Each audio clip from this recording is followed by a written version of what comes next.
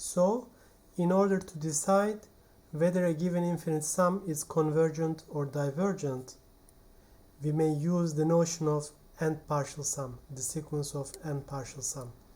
If the limit of Sn, which is the n partial sum, the sequence of n partial sum, is equal to a number, then we say that the corresponding sum, the corresponding infinite summation is also equal to that number.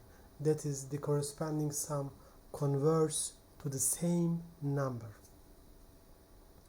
So the first step is to find Sn, then limit of Sn. Now let's solve more problems using the notion of Sn to find the sum of a given series or to decide whether a given series is convergent or divergent. The first problem, A. K from 1 to infinity, 1 over k times k plus 2. So I first write k 1 over k times k plus 2 as a over k plus b over k plus 2 from calculus 1 to find the values a and b. Okay, so it implies 1 is equal to the parentheses of k. We have a plus b plus 2a. As you see, we do not have the expression k on the left hand side of the equality. This implies that the inside of the parentheses is equal to 0 and this term is equal to 1. So from here we see that a is equal to 1 over 2. Since a plus b is equal to 0, b is equal to minus 1 over 2. So Sn in this case becomes summation from 1 to not infinity, be careful here, 1 to n. Since it is nth partial sum, the sequence of nth partial sum, we cut here. Then instead of 1 over k times k plus 2, I write 1 over the parentheses of 1 over 2. Okay, the parentheses of 1 over 2. We have 1 over k. Since a is 1 over 2, I have 1 over k. Since b is minus 1 over 2, we have minus 1 over k plus 2. Okay, so let's explicitly write this sum, finite sum. The parentheses of 1 over 2, we have for k equals 1, we have 1 minus 1 plus 3. For k equals 2, 1 over 2 minus 1 over 4. For 3, 1 over 3 minus 1 over 5, and so on. For n minus 1, which is the term before the last term, for n minus 1, we have 1 over n minus 1 minus 1 over n plus 1 minus, for the last term, for k equals n, we have 1 over n plus, minus 1 over n plus 2. If we cancel some terms, we have, what do we have? Let's look at the solution here. If we cancel the terms, we have this expression: 1 plus 1 over 2 minus 1 over n minus n plus 1 and minus 1 over n plus 2. So we cancel this and all these terms. Okay, we have 1 plus 2, and this term, of course, we cancel also this term, 1 over n minus 1. Okay, for instance, how do we cancel 1 over n minus 1? How do we understand we cancel this term? For k is equal to n minus 3, for k is equal to n minus 3, we have minus n minus 1. So we cancel these two terms. And finally we have this expression. Okay, so limit of this expression, which is limit of Sn, is equal to 3 over 4. Okay, it's very easy to find the limit. Why? This term tends to 0, this term tends to 0 when n tends to infinity, so you only have this, which is 3 over 4. Since limit of Sn is equal to 3 over 4, this summation, the given summation from 1 to infinity, is also equal to the same, exactly the same value. So if we use the sequence of n partial sum, if it's possible to find the limit of this sequence, we will not only decide whether the given sequence is convergent or divergent, we will also decide, we will also know what is the sum of infinite series, if it is convergent, of course.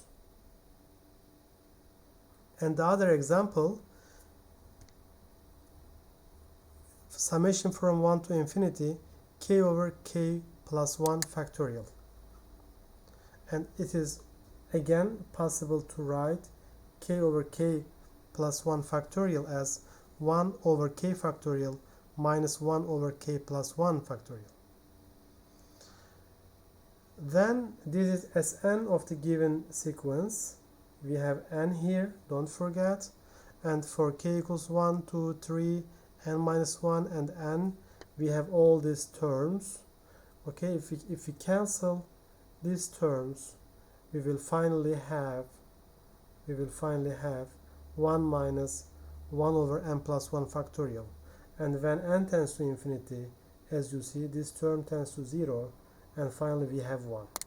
Since the limit of Sn is equal to 1, this summation converges to the sum, converges to the number 1. Example 3 is more complicated example.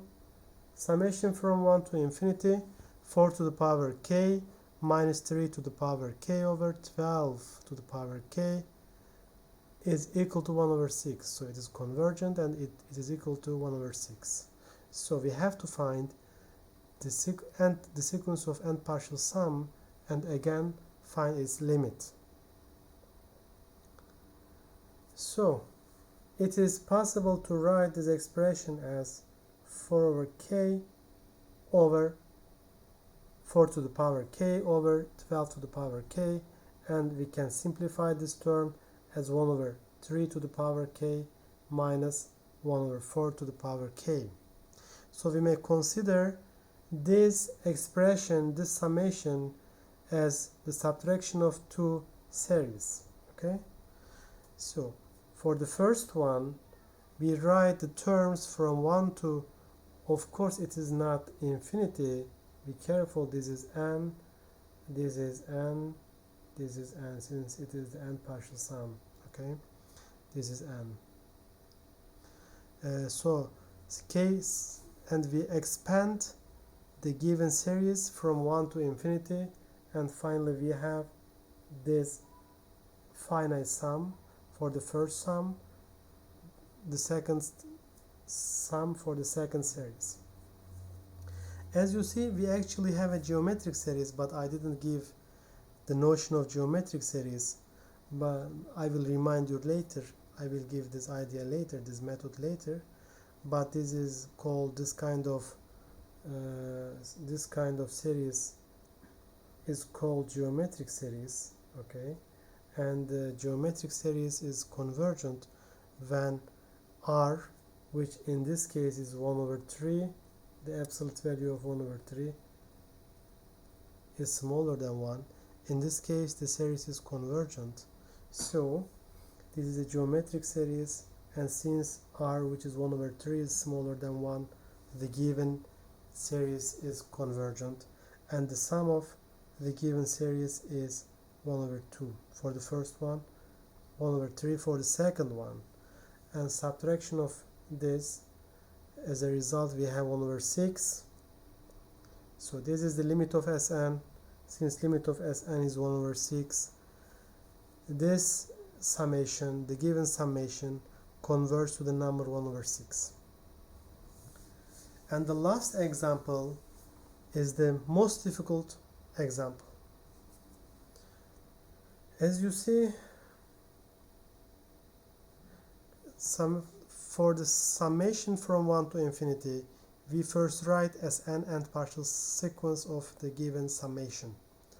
ln k plus 1, k plus 3 is divided by k plus 2 to the power 2. Using the properties of ln function, it is possible to write this complicated expression as the addition and subtraction of ln functions. ln k plus 1 plus ln k plus 3 minus ln minus 2 ln k plus 2. And as you see, if we first look at this expression, we do not understand how it is a telescoping series. So if you first look at this Sn, it's not so easy to see that it is actually a telescoping series, but it is a telescoping series. How? As you see, we have 2 ln k plus 2 here. Okay, if we write first one of them is here and another one is here, then you see that we have 2 telescoping series. Okay, so if you explicitly write these 2 telescoping series, finally you will see that we will have ln 2 minus ln n plus 2 minus ln 3 plus ln n plus 3 from the first and second, from the summation of first and second series. So this is Sn. This is Sn. Okay. Using the properties of ln, again, it's possible to write ln 2 minus ln 3 as ln 2 over 3 and ln n plus 3 minus ln n plus 2 as ln n plus 3 over ln n plus 2. Let me remind you, ln a minus ln b is equal to ln a over b.